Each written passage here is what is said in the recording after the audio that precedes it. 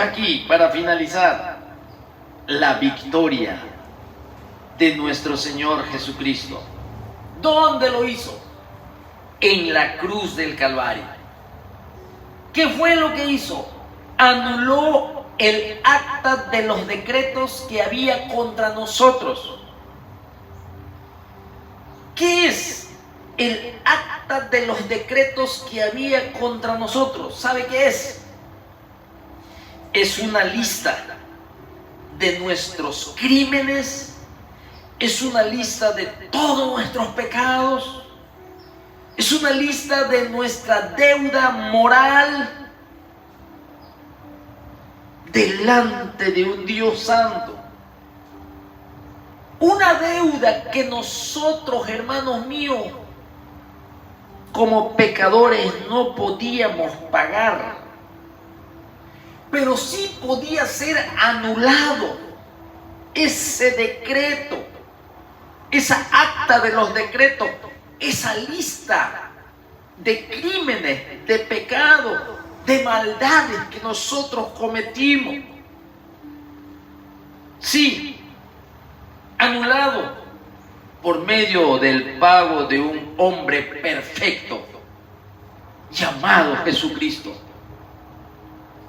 El primer mandamiento de la ley moral nos acusaba. Y esa ley moral nos acusaba diciendo: ustedes me han quebrantado. El segundo mandamiento nos acusa: ustedes han quebrantado el segundo mandamiento. Ustedes han quebrantado todos los mandamientos del Señor. Eso es lo que nos acusaba. Ese era el decreto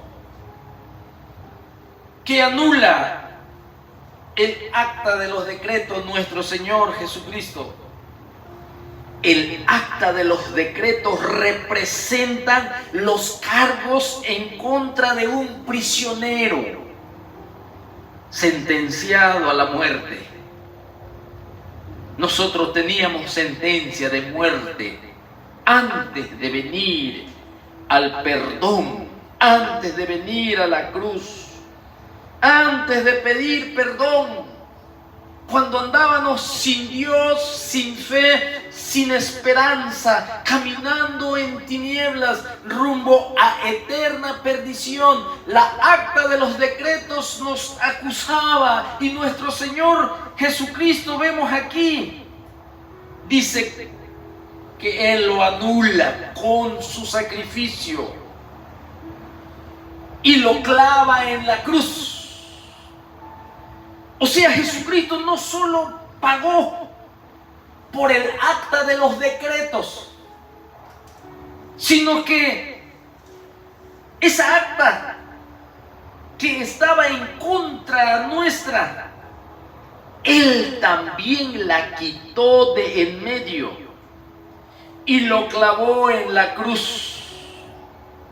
O sea, cuando dice que lo clavó en la cruz, nuestro Señor Jesucristo hizo todo lo posible para asegurarse de que el acta de los decretos que había contra nosotros ya no pueda acusarnos más. Por eso los clava en la cruz, para que ya no nos acuse el acta de los decretos y de toda esa lista de crímenes y de pecados. Cuando venimos a nuestro Señor Jesucristo para pedir perdón, Él nos perdona, Él nos limpia, Él nos santifica. Sí, Él nos santifica, nuestro Señor Jesucristo. La salvación de nuestra alma, el nuevo nacimiento, la vida eterna. Por eso, esa es la victoria en donde Él despoja a los principados. Él despoja a las potestades y los exhibe públicamente, triunfando sobre ellos en la cruz. El poder de Dios para ser salvos,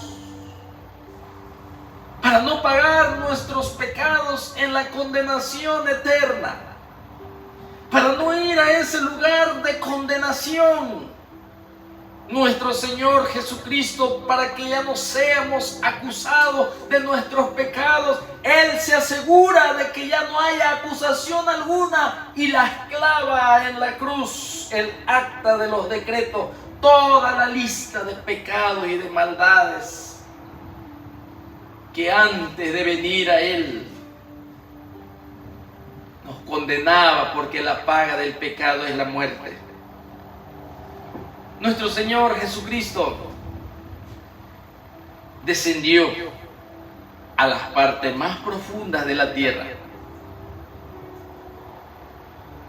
Es por eso que nosotros creemos por Jesucristo, que nos habla del núcleo de la tierra, del corazón de la tierra. Ahí en Lucas 16, 19 nos habla sobre a dónde van los hombres después de abandonar este mundo. Y el apóstol Pedro también nos dice que Jesucristo murió en la carne, pero vive en el Espíritu y desciende a las partes más profundas de la tierra. El apóstol Pablo también nos habla de esta victoria, de aquel que viene de la guerra triunfante, porque ahora dará potestad por su Espíritu Santo y dará dones a la iglesia. Esta realidad de la existencia de un lugar de condenación y de tormento es una realidad.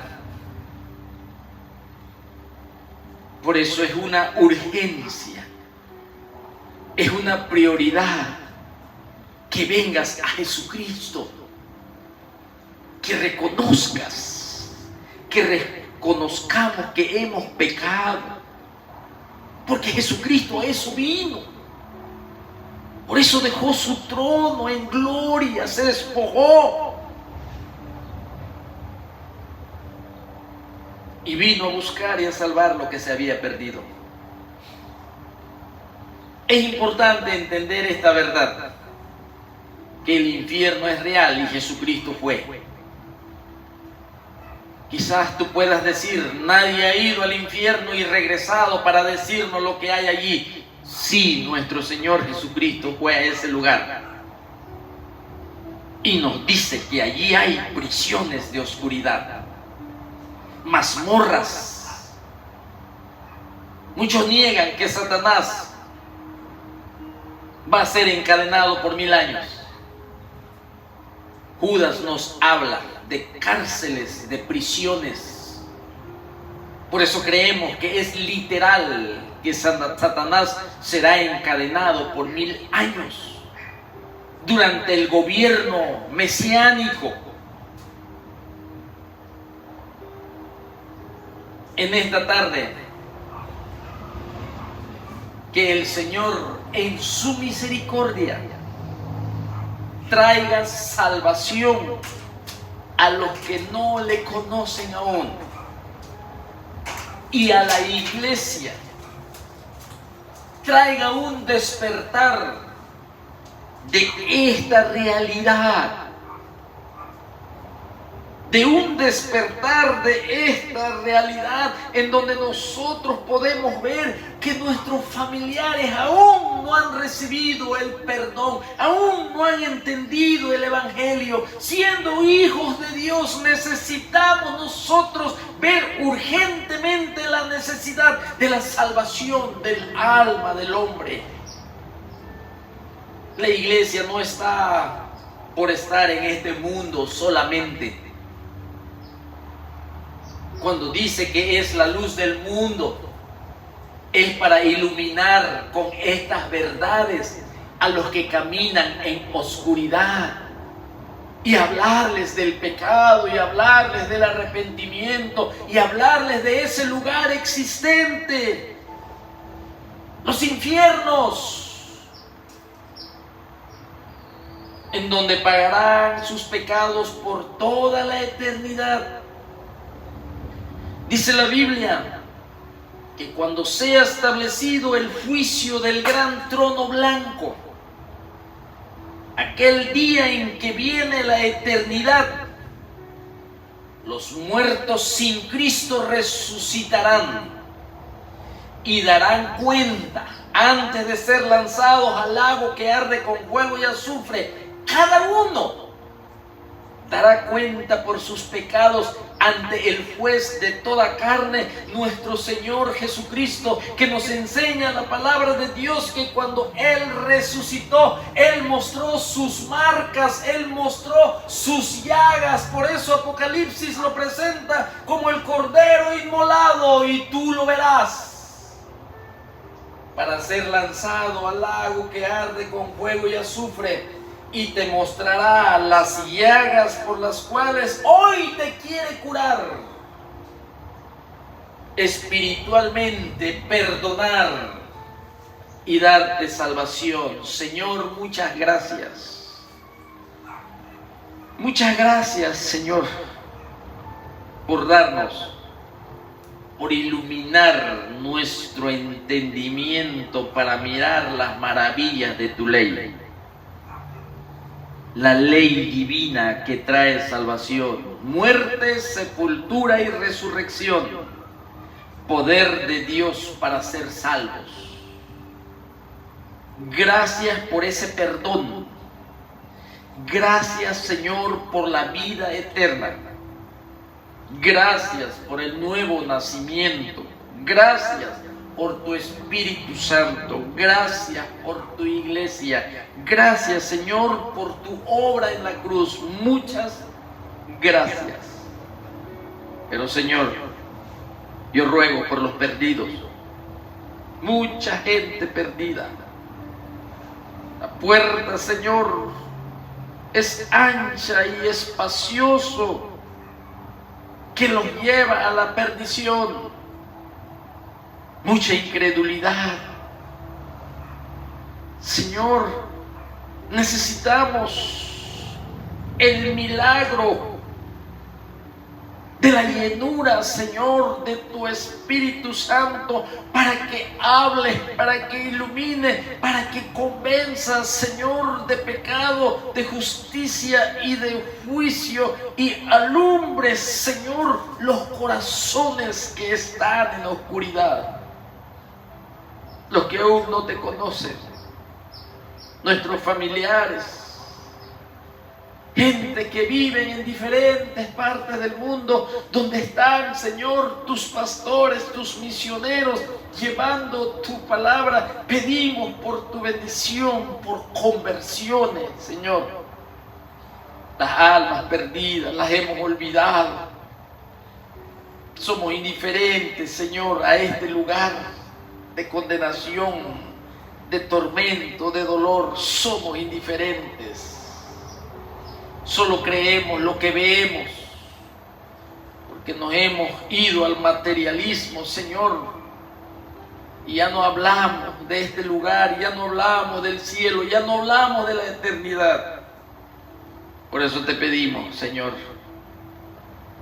que nos despiertes, Señor, y solo, Señor, se puede conseguir teniendo comunión y apartarnos del pecado para vivir en santidad, Señor, para poder ser, Señor, tener compañerismo, comunión con tu Espíritu Santo y estar muy cerca de ti para hablar siempre de las verdades que tú quieres que el mundo escuche, Señor. Gracias en el nombre de nuestro Señor Jesucristo oramos.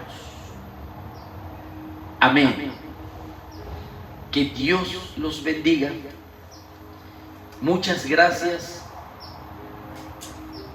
Y con la bendición del Señor, aquí estaremos para el próximo envío. Sí, el próximo envío de palabras de vida. Porque son palabras de vida. Sería un egoísta si te ocultara estas verdades. Pero no podemos ocultar estas verdades. Que Dios los bendiga. Gracias. Muchas gracias.